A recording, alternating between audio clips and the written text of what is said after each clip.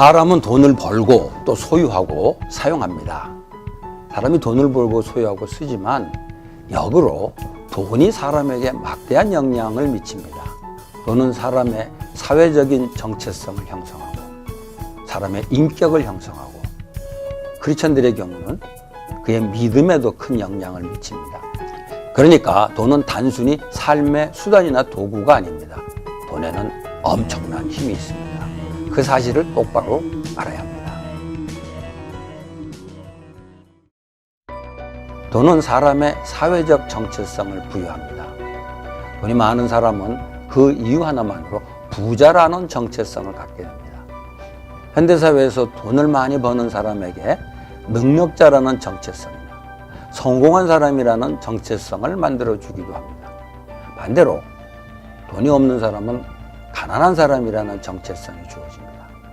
나아가 돈을 벌지 못하는 사람은 무능한 사람이거나 게으른 사람 혹은 루저로 여겨지기도 합니다. 이처럼 돈의 많고 적음이 돈을 벌고 쓰는 사람의 정체성을 형성합니다. 이와 함께 사람의 가치와 지위마저 그가 가지고 있는 돈의 양에 의해 결정되는 것이 우리의 현실입니다. 문제는 돈으로 자신을 규정하기도 하지만 의식적으로나 무의식적으로 다른 사람을 규정한다는 것입니다. 그렇게 되면 자신에 대해서도 왜곡된 자아상을 가지지만 돈으로 다른 사람을 차별하는 일이 벌어지게 됩니다. 예를 들어 야고보서를 보면 교회에서조차 돈 많은 사람은 교회의 상석에 앉고 누추한 차림의 가난한 자는 차별받는 일이 벌어집니다. 고린도교에서도 성찬을 나눌 때 빈부 간의 차별이 있었어요. 이처럼 돈은 한 사람이 어떤 사람으로 평가받는가에서 결정적인 영향을 미칩니다. 물론 돈이 한 사람의 정체성을 이루는 중요한 요소라는 것을 부인할 수는 없습니다. 그러나 그것은 사람의 정체성의 일부분일 뿐이지 전체가 될 수 없다는 사실을 알아야 합니다. 그리고 만일 돈으로 한 사람의 정체성을 평가하게 되더라도 단순히 돈의 양으로 그 정체성을 규정하지 말고 그가 가진 돈의 성격으로 정체성을 평가하는 쪽으로 방향을 돌려야 합니다. 돈은 사람의 인격 형성에 중요한 요소가 됩니다. 돈은 사회적으로 한 사람의 정체성을 규정하기도 하지만 개인적으로 그의 인격을 형성하는 데도 큰 영향을 미칩니다. 우리는 어떤 사람이 돈을 어떻게 대하느냐, 돈 문제에 어떻게 처신하느냐를 보고 그의 인격을 짐작할 수 있습니다.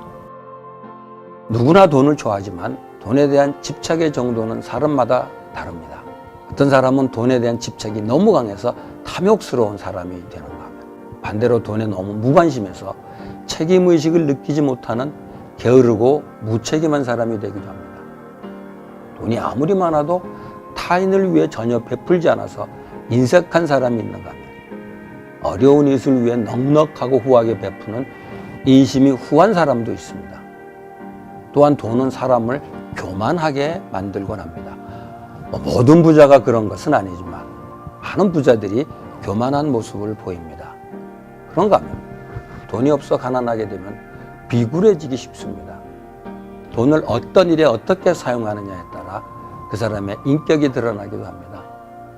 돈을 좋은 일에 사용하면 좋은 사람이 되지만 나쁜 일에 사용하면 나쁜 사람이 됩니다. 이처럼 돈은 그 사람의 인격을 드러냅니다. 아무리 고매한 인격의 소유자도 돈을 대하는 태도를 보면 그의 진면목을 알 수 있습니다. 반대로 별 볼 일 없는 사람처럼 보이던 사람도 돈을 버는데 진실하고 돈을 쓰는데 여유를 보여주는 사람은 인격이 달리 보입니다.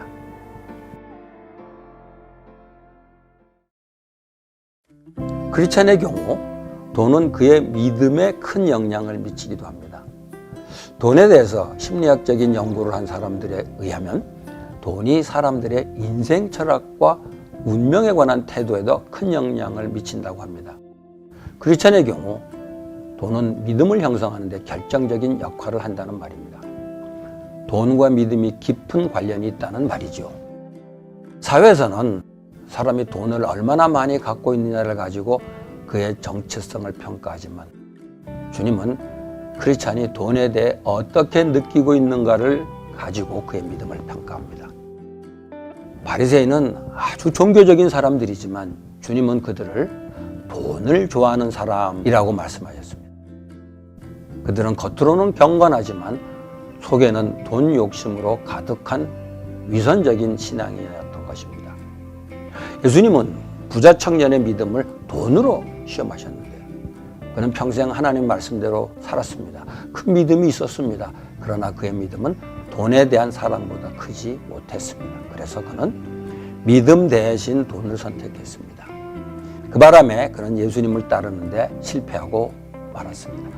그런가 하면 어떤 여인은 엄청난 액수의 향유를 예수님의 발에 부었습니다. 그녀에게 돈보다 주님에 대한 사랑이 더 컸습니다. 그래서 예수님은 그 여인의 믿음을 칭찬하셨는데 반면에 그 향유를 팔아서 가난한 사람을 구제하면 좋았을 것이라고 말한 제자들에게는 오히려 핀잔을 주셨습니다. 이 여인의 믿음은 돈에 대한 사랑보다 더 컸던 것이죠. 사도 바울은 가난한 성도가 힘든 가운데도 헌금하는 것을 보고 그들의 믿음을 인정했습니다. 반면에 돈 많은 부자에게는 돈을 의지하지 말고 그가 가진 돈으로 선한 일을 함으로써 그의 믿음을 나타내라고 권면했습니다. 이처럼 믿는 자들은 가난하든 부유하든 돈으로 그의 믿음을 나타냅니다. 돈으로 구원 얻을 수는 없습니다. 그러나 돈을 어떻게 벌고 어떻게 쓰느냐를 통해 구원 얻는 믿음을 드러낼 수 있습니다. 세례 요한은 세리와 군인들에게 돈을 정직하게 버는 것이 회개의 열매라고 했습니다. 신앙생활을 잘하면 부자가 될 수 있다고 말하는 사람들이 있습니다. 아주 틀린 말은 아닐지 모르지만 그 말은 반쪽 진리입니다. 신앙생활을 잘하는 사람은 돈을 정직하게 벌어서 선한 일에 사용합니다. 이것이 온전한 진리입니다. 사람이 돈을 벌고 사용하지만 다른 한편은 돈이 사람을 만듭니다. 돈은 인간이 만든 도구이고 수단이지만 돈은 인간의 사회적 정체성, 개인의 인격, 심지어 그의 믿음까지 좌지우지할 수 있습니다. 돈을 잘 쓰면 돈은 유용하고 충실한 도구가 되지만 돈을 잘못 사용하면 돈은 사악한 주인이 되고 인간은 돈의 노예로 변하고 맙니다. 돈에 밝은 것은 삶에 유익하지만 돈을 밝히면 사람들에게 존경을 받지 못합니다. 돈의 이러한 힘을 잘 파악해서 돈을 충실한 종으로 부릴 수 있어야 하겠습니다.